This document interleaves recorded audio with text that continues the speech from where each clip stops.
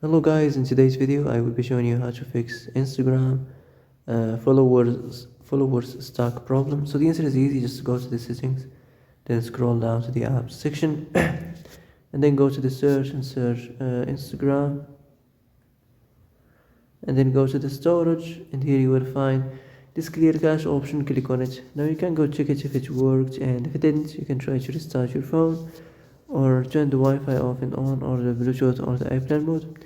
Also you can try to clear data, but be careful. If you clear data, all this application's data will be deleted. This includes all files, the settings, the accounts, the databases, etc.